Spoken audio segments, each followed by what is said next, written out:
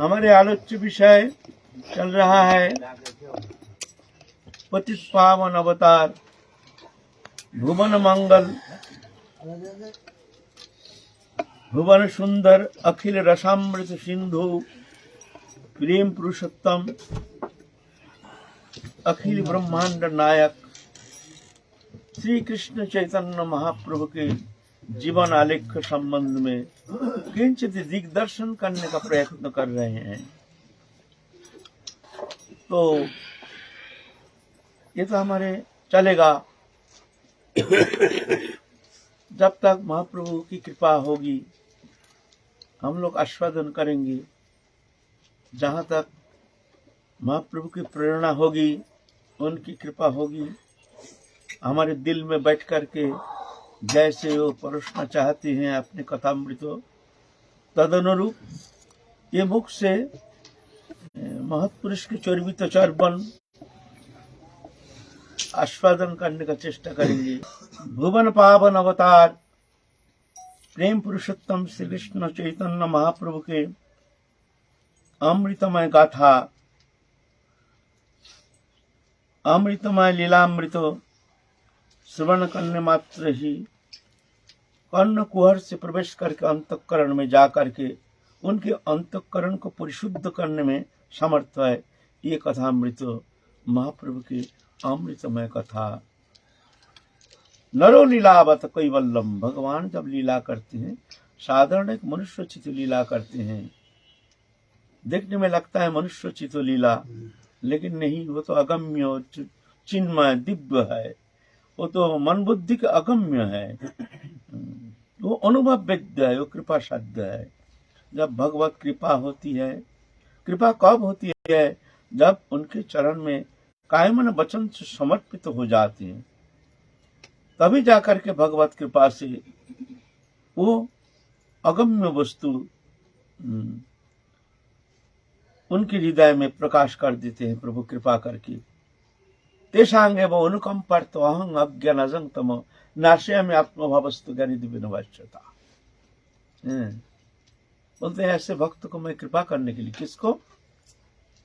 तेषांग सतत युक्तानां भजतां प्रीतिपूर्वकम, हर समय हमसे युक्त रहते हैं। कृपा तो भगवान सबको करते हैं, कर रहे हैं, लेकिन ये कृपा सबको अनुभव कर नहीं पाते हैं। कृपा में कोई पक्षपात नहीं है। जो भगवान किसी को ज्यादा कृपा करते हैं, किसी को कम कृपा करते हैं, ऐसे नहीं। लेकिन जिस हृदय स्वच्छ होता है, निर्मल होता है, समर्पित तो होते हैं, उस हृदय में वो कृपा प्रभु की कृपा से वो अनुभव करने में समर्थ हो जाते हैं। वो कौन हृदय है, कौन सा हृदय है? न सततं युक्तानां भजतां प्रीतिपूर्वकम, तो ही लोग धारावाहिक हर्ष में प्रभु के चिंतन में तल्लीन रहते हैं, प्रीति के साथ उनका भजन करते हैं, प्रेम प्रीति के साथ।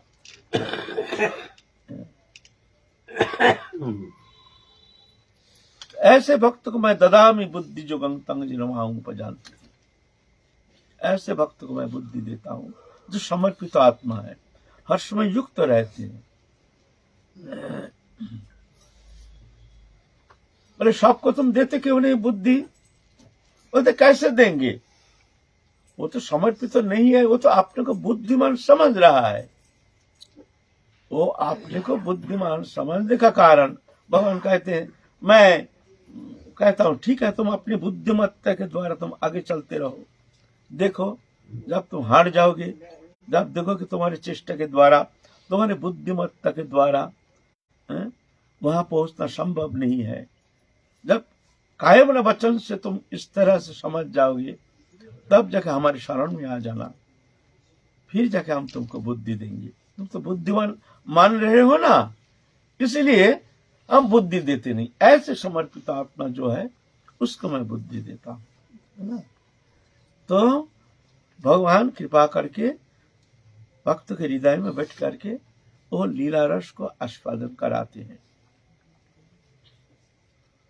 तेषांगे वो अनुकंपार्थ अहं अज्ञानजं तमो नाशयामि आत्मभावस्तु ज्ञानी दिव्य नवाच्यता। उनको कृपा करने के लिए उनके हृदय में बैठ जाता हूं मैं, और उनके भीतर भक्ति रूप प्रदीप को प्रज्वलित कर देता हूं। ये मैं करता हूं।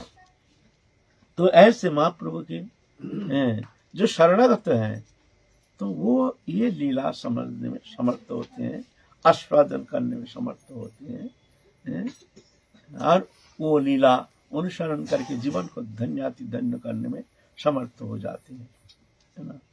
ऐसे चिन्मय दिव्य लीला। तो महाप्रभु लीला कर रहे हैं नवद्वीप में। आप कीर्तन लीला आनंद में निमग्न है, अद्भुत आनंद की ज्वार एक तरंग में बह रहे हैं पूरा नवद्वीपवासी। दिग दिगंत में सब कीर्तन मंडली लेकर के जा रहे हैं, महाप्रभु भेज रहे हैं, जाओ हरिनाम प्रचार करो। सब जा रहे हैं, दिग दिग जा करके हरिनाम प्रचार कर रहे हैं। हरे कृष्ण महामंत्र में दिगंत मुखरित करके हरिनाम संकीर्तन में वायुमंडल को निर्मलीकरण करते हुए एक आनंद के एक तरंग जैसे बह रहे हैं दिग दिगंत में। और जो प्रेमी भक्त हैं उस आनंद में निमग्न हो जाते हैं, और जो पाखंडी है वो समझ नहीं पाते हैं, उनके मन में श्रद्धा न रहने के कारण वो वंचित रह रहे हैं। तो महाप्रभु रात में श्रीवास आंगन में दरवाजा बंद करके ये लीला करते हैं, कीर्तन लीला आनंद करते हैं। इधर जगाई माधाई को उद्धार किए हैं। हम लोग इस संबंध में आलोचना किए हैं, जगाई माधाई को किस तरह से उद्धार किए हैं। जगाई माधाई भी परम भक्त हो गए हैं, 3 लाख नाम करते हैं। उनकी दीनता, उनकी विनम्रता देख करके सब चकित हो जाते हैं। जो काल तक जो एक दुष्ट था, जिसको दर्शन करने मात्र ही लोग घबरा जाते थे, जो ये दुष्ट है न जाने क्या लीला करेंगे, उनके सामने जाने में सब भयभीत हो जाते थे। आज ऐसे विनम्र जिसको देखते हैं उसके चरण प्रांत में जाकर के क्षमा याचना करते हैं, हम पर दया करो, हम पर कृपा करो, हम बहुत पतित हैं, हम बहुत पापी हैं, हम बहुत दुरात्मा है, तुम लोग कृपा करो। जब भी प्रभु की कृपा होती है तभी जाके विनम्रता आती है। ये विनम्रता कोई साधारण वस्तु नहीं है। विनम्रता तभी आती है जिस पेड़ में फल फलता है वही पेड़ झुक जाता है। ऐसा ही जिसके अंदर वो भक्ति देवी के किंचित मात्र अनुप्रवेश होता है वही झुक जाता है, वही झुक जाता है। अपना को हीन ज्ञान अयोग्यता बुद्धि, इसमें ही प्रेम, इसमें सर्व सिद्धि। तो झुकना कोई साधारण बात नहीं है। झुकना ये बहुत कृपा सापेक्ष है।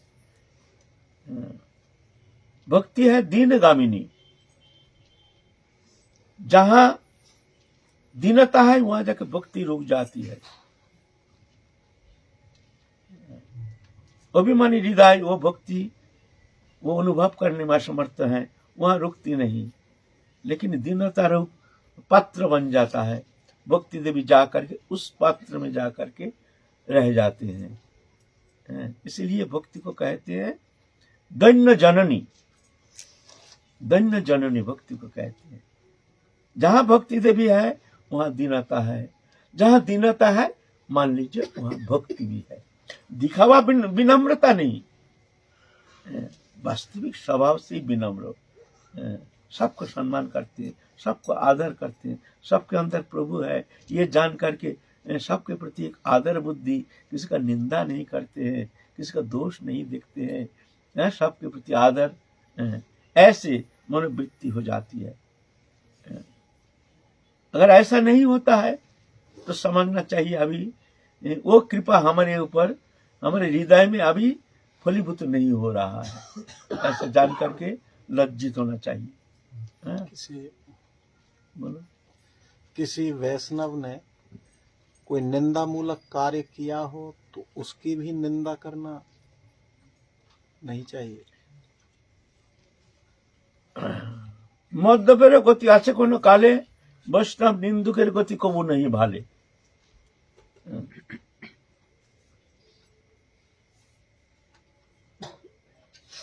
महाप्रभु ये कहते हैं निंदा निंदा नहीं को कार्य सबे पाप लाभ एते कि न करे निंदा महाभाग। निंदा बहुत खराब चीज है, किसी का निंदा करना नहीं चाहिए। निंदा शब्द का श्रीधर स्वामी पर टीका करते हैं, परो दोषानुकीर्तनम इति निंदा, दूसरा का दोषमूलक समालोचना करना ही निंदा। चाहे तुम द्वेष पूर्वक करो या प्रेम से करो, वो निंदा ही हो जाएगा। निंदा नहीं करना चाहिए। वैष्णव का तो विशेष करके बोले वो निंदनीय कर्म करते हैं तो वो बोलना तो ये तो दोष नहीं है तो ना, ये समझना चाहिए। अगर वैष्णव है, अगर प्रभु के जन है, तिलक कंठी माला है, भजन करते हैं, तो समझना चाहिए हम दिबंध पेचक हैं, उल्लू हैं, इसीलिए हमको दिख नहीं रहा है। उनके गुण दर्शन करने में हम असमर्थ हो रहे हैं। हमारे प्रति प्रभु की कृपा नहीं है, जिस कारण हम वैष्णव का गुण देख नहीं पा रहे हैं, हम उनका दोष देख रहे हैं। ऐसे जान करके चुप रहना चाहिए। कठिन है। साधारण किसी का निंदा करना उतना दोषणीय है नहीं, लेकिन किसी का निंदा तो करना ही नहीं चाहिए। सपनों नहीं देखे पर दोषा, रामचरितमानस में कहते हैं। फिर भी विशेष करके वैष्णव किसी का निंदा नहीं करना चाहिए, है ना।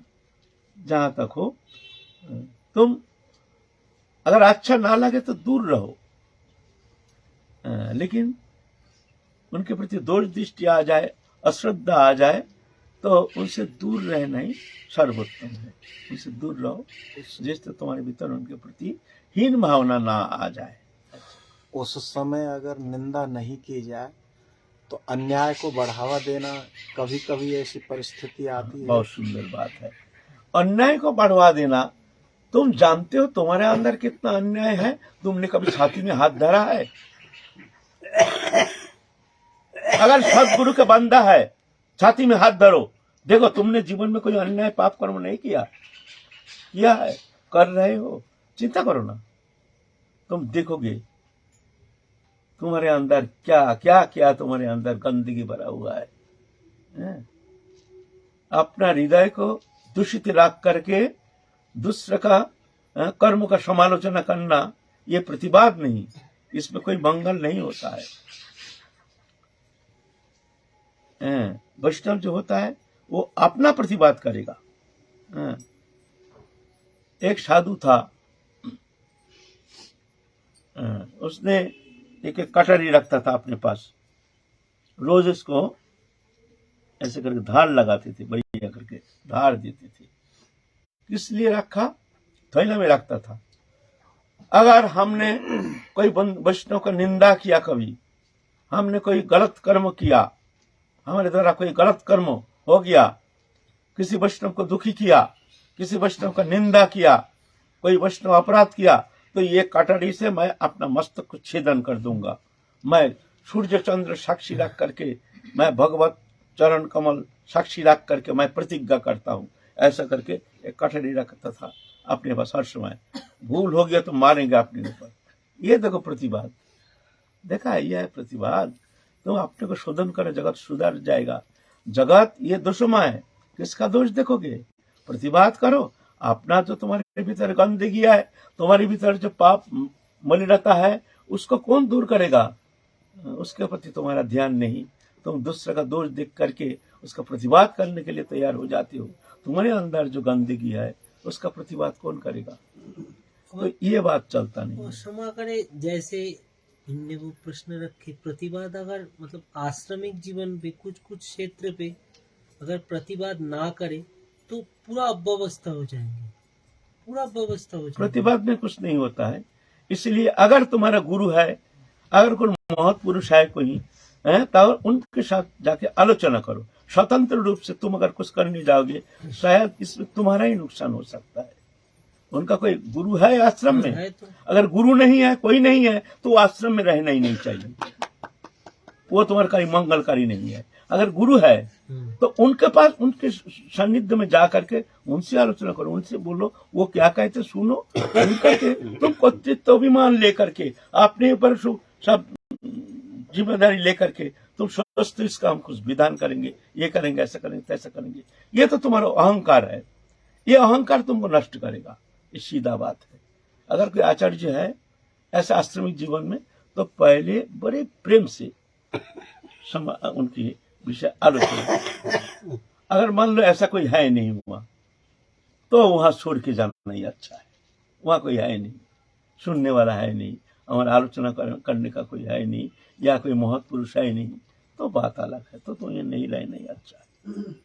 किसी साधक का मन में अगर ऐसे भाव रहे, जे हमारे आचार्य, हमारे गुरुजी वो लीला आनंद में डूबे हैं, हम ये सब झमेलों को उनके मतलब ऐसा भाव रहे कि उनके चरण में क्यों निवेदन करेंगे, ऐसे भी भाव रहे कि गुरुजी को क्यों, मतलब ये स्वतंत्रता शायद हो भी सके। ये तो पूर्ण स्वतंत्रता। तुम सोच रहे हो, तुम जाके देखो, बात करके क्या कहते हैं, तुम्हारे संतोषजनक उत्तर देते हैं कि नहीं इस विषय में।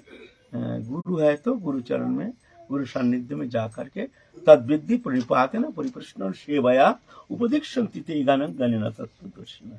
नहीं तो विशृंखल हो जाएगा। बहुकर्ता और बहुकर्ता दोनों ही हानिकारक हो जाता है। घर में अगर बहुकर्ता होता है और बहुकर्ता होता है, तो वो संसार में शांति नहीं रहती है ना। अब मान लो ये करता है, ये सोचते हम कुछ विधान करेंगे, और सोचता हम कुछ विधान करेंगे, और सोचता हम कुछ ऐसे करेंगे, और सोचता हम कुछ ऐसा करेंगे, तो वो आश्रम हो या संसार हो, वो तो बिखर जाएगा। वहां तो शांति कहीं आना संभव नहीं है। अच्छा, फिर महाप्रभु तो कीर्तन आनंद में निमग्न है, वहां बहिर्मुख कोई लोगों का प्रवेश अधिकार है नहीं, किसी का प्रवेश अधिकार है नहीं। और श्रीवास पंडित का सास जो थी, वो तो सुने हैं, जो महाप्रभु जो आनंद लीला कीर्तन करते हैं, वहां बहुत अद्भुत आनंद की एक लहर, एक तरंग बहता है। तो मेरे को एक बार थोड़ा मौका मिल जाए तो हम जाके वहां वो आनंद लीला रस आस्वादन करेंगे।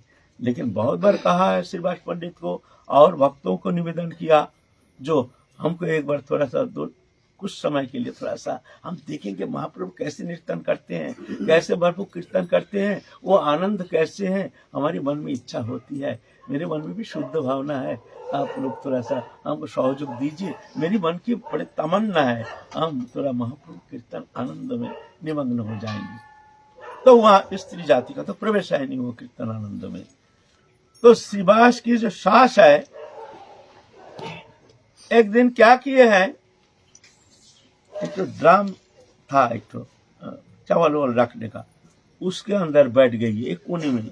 महाप्रभु जहाँ कीर्तन करते हैं वहां कोने में वो ड्राम रखा था, उसके अंदर बैठ गई है बुड्ढी, और डोकरी बैठ गई है चुपचाप, किसी को कहा नहीं। संध्या के पहले ही जा करके वो ड्राम के अंदर चुपचाप बैठ गई। आप महाप्रभु कीर्तन कर रहे हैं, आए हैं समस्त मंडली लेकर के, अरे भाई हमको आनंद क्यों नहीं आ रहा है, क्या बात है। उस बार तो श्रीवास पंडित का पुत्र मर गया था। भाई ऐसा तो कोई अघटन तो हुआ नहीं, भाई हमको आनंद आ नहीं रहा है, ठीक है चलो कीर्तन करो। फिर कीर्तन करें, महाप्रभु कहते ना भाई आनंद आ नहीं रहा है, क्या बात है, कुछ गड़बड़ हो गया, या तो हमसे कोई अपराध हो गया, नहीं तो हमारे आज दुर्भाग्य है, आज कीर्तन में उल्लास नहीं हो रही है। फिर कीर्तन कर रहे हैं, फिर महाप्रभु कहते हैं भाई कुछ ना कुछ तो हुआ है जरूर, या तो कोई बहिर्मुख लोग का प्रवेश तो हुआ नहीं, यहाँ बहिर्मुख लोग का प्रवेश सब देख रहे हैं, बहुत सारे भक्त मंडली है ना महाप्रभु के अपने निजी पार्षद, वहां बहिर्मुख बाहरी कोई लोगों का वहां अनुप्रवेश निषिद्ध है, वहां कोई प्रवेश कर नहीं सकते। सब देख रहे हैं, एक एक करके बाहरी कोई नहीं। श्रीवास पंडित सोचे भाई कोई दुबक के कोई रह सकता है यहाँ? देखूं तो सही इधर उधर, जाके ड्राम के अंदर देखते हैं वो बाल जैसे दिखता है। तो ऐसा करके पकड़ के तो डोकरी आ गई, डोकरी। और डोकरी तो ऐसा करके बुड्ढी है, दांत तो है नहीं, बम बम बम बम बम बम कर रही है। हाँ, तो श्रीवास पंडित बहुत फटकारा अपने सास को, और सब कोई तो बड़े जम के हंसने लगी, बहुत जम के। मैंने हंसी का उस समय एक ऐसे हंसी का एक रूप ये आ गया, तूफान आ गया, जैसे आंधी तूफान जैसे, खूब हंस रहे। फिर बुड्ढी को तो वहां बाहर कर दिया। फिर जब वहां महाप्रभु कहते हाँ ठीक भाई, अब हमको आनंद आ रहा है, आप ठीक है, बड़ा आनंद है। ऐसे करके महाप्रभु आनंद करते, आनंद लीला करते हैं। एक दिन क्या हुआ, एक ब्राह्मण था, सन्यासी ब्राह्मण, और वो दूधाहारी थी, दूध पी करके भजन करती थी।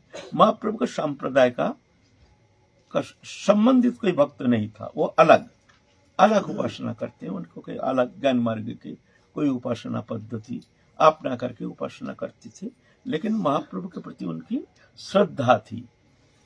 श्रीवास पंडित को बहुत बार कहे हैं, पंडित जी हम सुनिए ऐसे भुवन पावन अवतार कृष्ण चैतन्य महाप्रभु साक्षात भगवान है, और वहाँ ऐसे कीर्तन में ऐसे आनंद की आंधी आ जाती है, क्या हमको थोड़ा सा वहाँ प्रवेश करने का अधिकार दिया जाएगा? हम थोड़ा दर्शन करेंगे, दर्शन करके हम भी धन्य हो जाएंगे। तो श्रीवास पंडित बहुत दिन कहा है, भाई महाप्रभु का तो ऐसा परमिशन है नहीं, महाप्रभु जिसको आदेश करते हैं सिर्फ वही जा करके वहाँ प्रवेश कर सकता है, नहीं तो बाहर के कोई वहाँ प्रवेश का कोई अधिकार है नहीं। और विशेष आचरणशील जो आचरण करते हैं, भजन करते हैं, शुद्धाचारी, ऐसे भक्त का ही वहाँ प्रवेश अधिकार है। तो वो ब्रह्मचारी कहते हैं, तो हम भी तो भाई शुद्धाचारी हैं, हम तो दूध पीकर रहते हैं, बड़े शुद्धता के साथ हम जीवन व्यतीत करते हैं,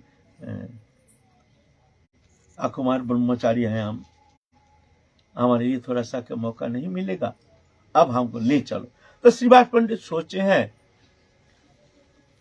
तो वास्तविक सही है, तो साधु है, दूधाहारी है, फिर शुद्धाचारी है, तो कोई बात नहीं, महाप्रभु कुछ कहेंगे तो महाप्रभु को मना लेंगे, हाथ जोड़ के मना लेंगे, कहेंगे प्रभु ये एक जन अच्छा भक्त हैं, शुद्धाचारी हैं, भजनानंदी हैं, दूधाहारी हैं, इसीलिए हम इनको लाए। ऐसा करके वो ब्रह्मचारी को तो भीतर ले गए। आप महाप्रभु कीर्तन कर रहे हैं, फिर वही लीला, भाई आज हमको आनंद आ नहीं रहा है, क्या बात है, हमको भाई आज आनंद नहीं है। भाई क्या हुआ, उस दिन तो श्रीवास पंडित का पुत्र वियोग हो गया था। फिर श्रीवास की जो सास है देवी, वो आ गई, ठीक है, लेकिन आज तो भाई ऐसा कुछ है नहीं, आज हमको उल्लास क्यों नहीं हो रहा, आनंद क्यों नहीं हो रहा है? अच्छा चलो कीर्तन कर रहे हैं, नहीं भाई मजा नहीं आ रहा कीर्तन में, वो आनंद नहीं, क्या बात है? अच्छा सही से ही बताओ, कोई बाहरी लोग तो यहाँ प्रवेश नहीं किया है? तो श्रीवास पंडित थोड़ा सा घबरा रहे हैं, जो महाप्रभु अब तो हमको फटकार देंगे, आप सही कहेंगे, जो हम बुला के लाए हैं ब्रह्मचारी को, वो सदाचारी हैं और ऐसे है, कुछ भी हो, महाप्रभु का आदेश तो हमने लिया नहीं, हमने सोचा है महाप्रभु भीड़ के अंदर कहाँ महाप्रभु उतना खबर लेंगे, यानी है शुद्धाचारी और श्रद्धालु है, श्रद्धालु है, सदाचारी है, ब्रह्मचारी है, पावहारी है, दूधाहारी है, तो ऐसा वक्त रहने से महाप्रभु थोड़ी पता चलेगा जी, ऐसे समझ करके कुछ कहा नहीं। लेकिन आप जब महाप्रभु कह रहे हैं भाई ये सही बात है, कोई बाहरी लोग का यहाँ उलूक प्रवेश हो गया कि नहीं,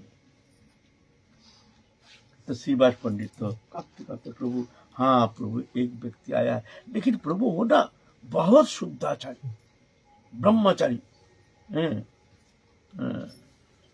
आबाल ब्रह्मचारी, और दूधाहारी, सिर्फ दूध पी के रहते हैं, खूब भजनानंदी है। इसीलिए प्रभु आपके आदेश बिना ही हम उनको भीतर ले आए हैं। प्रभु हमारे अपराध का क्षमा कर दीजिए। प्रभु तो एकदम आग बबूला हो गए। दूधाहारी होने से ही हमको मिल जाता है, प्रेम मिल जाता है, ब्रह्मचारी होने से ही हमको मिल जाता है। इतना घमंड, इतना घमंड।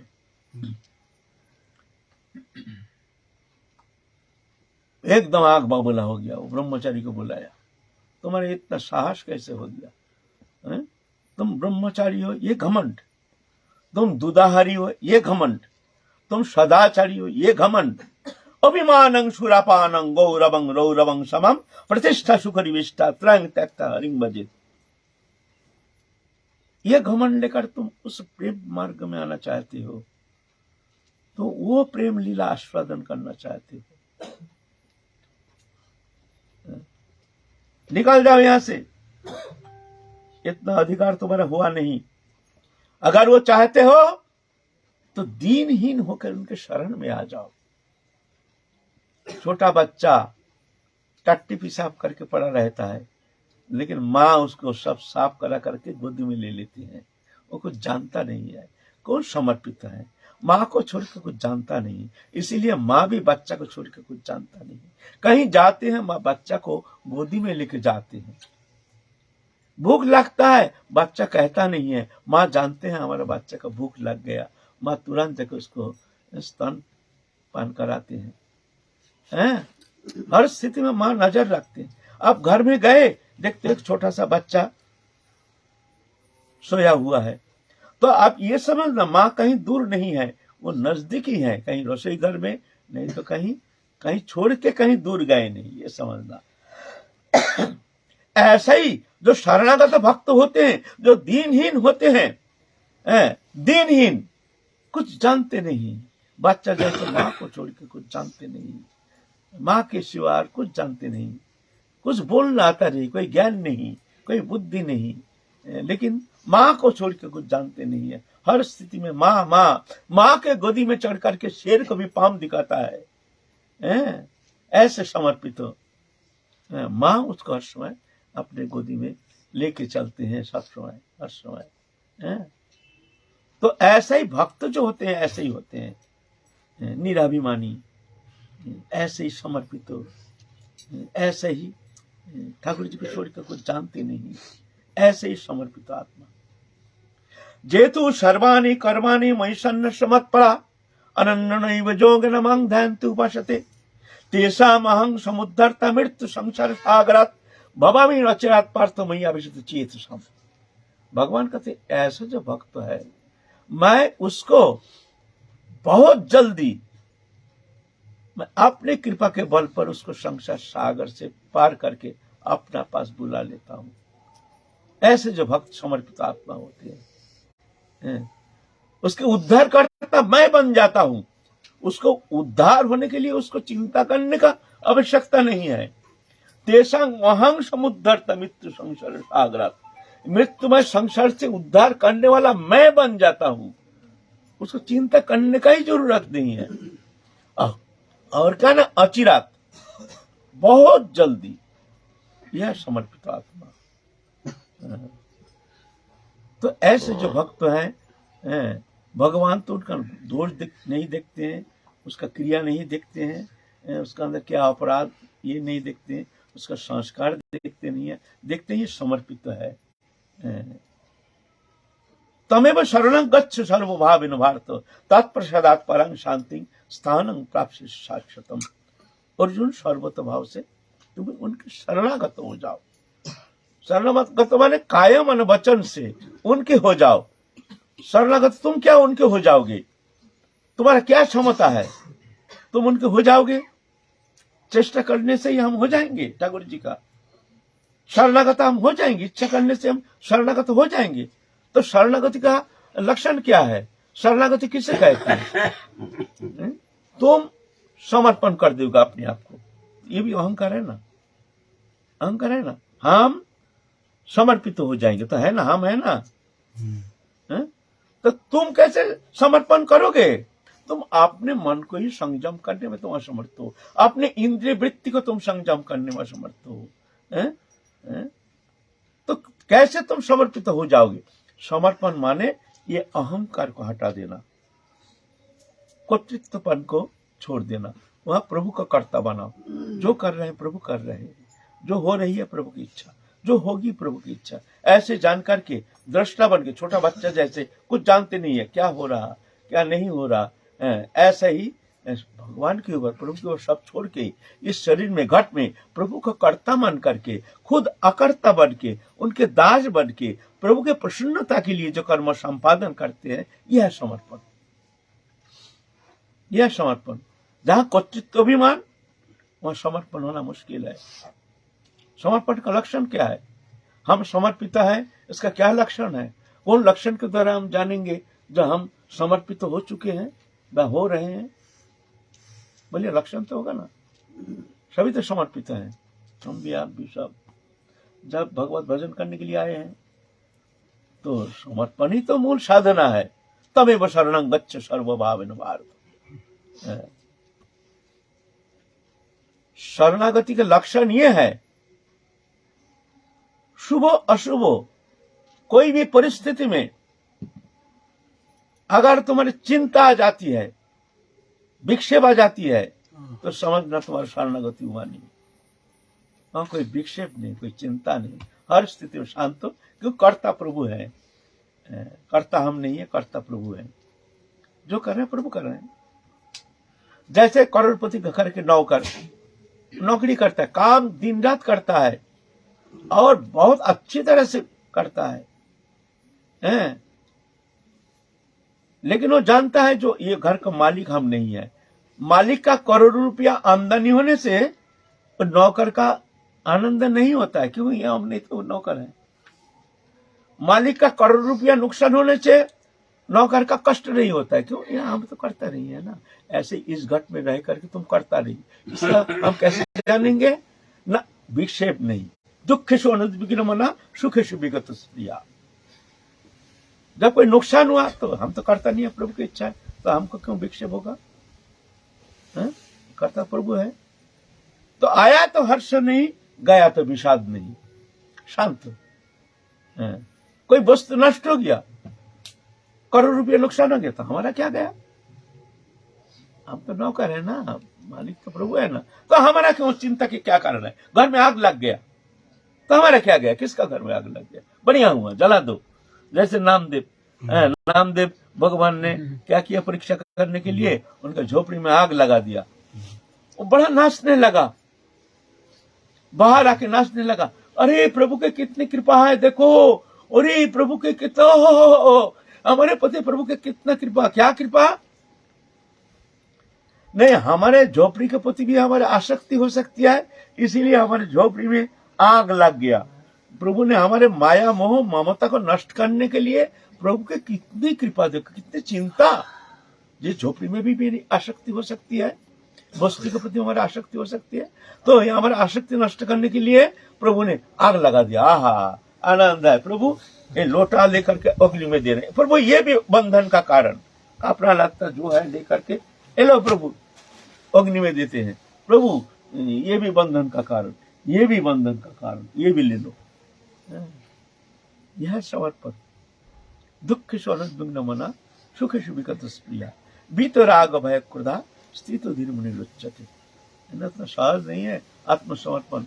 ये परीक्षण होता है अपने, जब किसी भी अवस्था में चित्त विक्षेप नहीं, तुम ही करता हो, तुम करा रहे हो, हम कर रहे हैं, बस हमारे द्वारा तुम तुम्हारे कर्म करा रहे हो।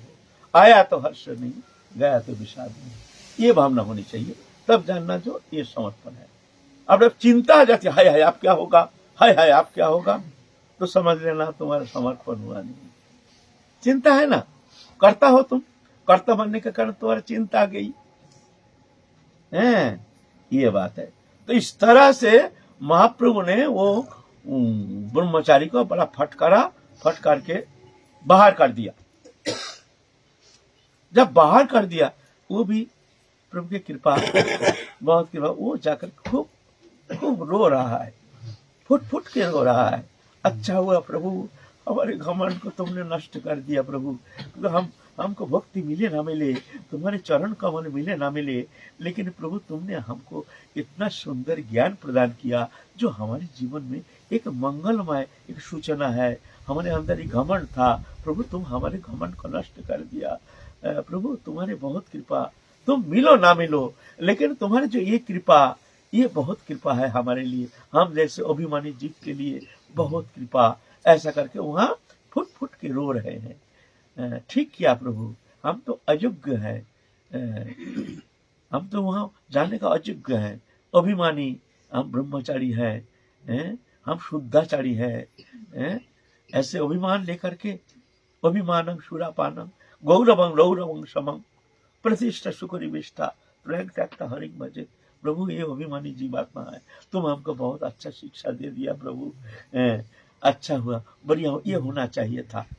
तब महाप्रभु तो करुणा हृदय, वो तो परीक्षा ले रहे थे कि इसका हृदय कितना शुद्ध है, कितना समर्पण है। तो महाप्रभु तो हृदय विगलित हो गया, पतित पावन अवतार, वो तो शिक्षा देने के लिए बुलाया, आ जाओ, हंस के बुलाया। बड़े शर्म से लज्जित होकर के रोते रोते आए हैं नजदीक, छाती में भर लिया, भर करके उनको खूब आशीर्वाद किया।